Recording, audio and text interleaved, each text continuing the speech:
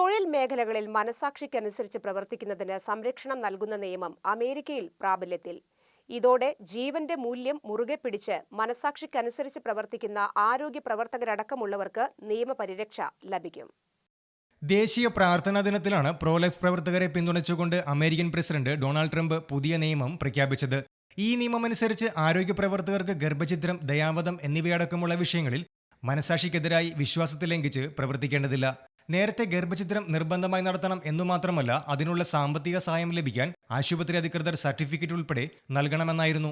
പുതിയ നിയമം പ്രാബല്യത്തിലായതോടെ അവനവന്റെ മനസാക്ഷിയനുസരിച്ച് ഇക്കാര്യങ്ങളിൽ പ്രവർത്തിക്കാൻ കഴിയും.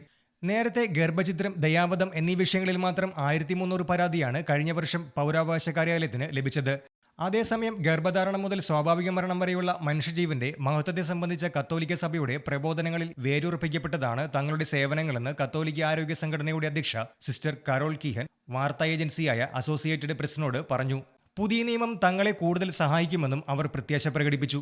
പ്രോ ലൈഫ് പ്രവർത്തനങ്ങളുടെ പേരിൽ ഡോക്ടർമാരും നഴ്സുമാരും തങ്ങളുടെ ഉദ്യോഗത്തിൽ ഇനി മുതൽ ഭീഷണി നേരിടുകയില്ലെന്ന് പൗരാവകാശ കാര്യാലയ ഡയറക്ടർ റോജർ സെവറിനോയും അറിയിച്ചു. ഇന്റർനാഷണൽ ഡെസ്ക്, ഷെക്യാന ന്യൂസ്.